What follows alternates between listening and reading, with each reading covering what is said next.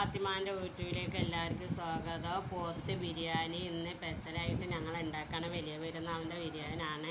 അപ്പോൾ അതിന് ഉള്ളിയും തക്കാളിയൊക്കെ സെറ്റാക്കി എല്ലാം അരിഞ്ഞ് പച്ചമുളകൊക്കെ ഞാൻ കുക്കറിൽ ഇട്ട് കൊടുത്ത്, പിന്നെ ഇഞ്ചിയും ഇതൊക്കെ വാട്ടി നെയ്യൊക്കെ വാട്ടി കുറച്ച് സൺഫ്ലവർ ഒഴിച്ച് കൊടുത്ത്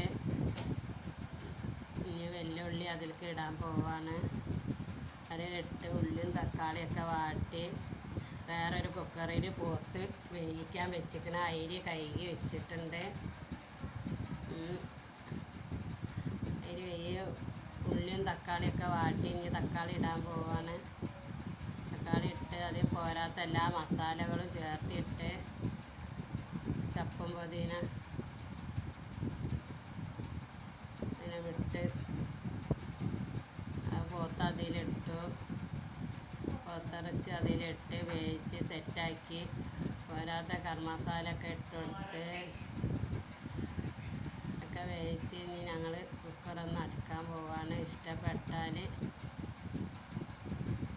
റെഡിയായി അരി ഇട്ട് കൊടുത്ത് റെഡിയായി. കോഴി അടുത്ത ഗ്യാസിലേക്ക് വെക്കാണ് കോഴി പൊരിച്ചത് റെഡിയായി. ഓക്കെ, ഇനി വിളമ്പാൻ വേണ്ടി നിൽക്കാൻ എൻ്റെ കുട്ടികൾക്ക്. പെരുന്നാൾ പള്ളി കഴിഞ്ഞ് ഇഷ്ടപ്പെട്ടാൽ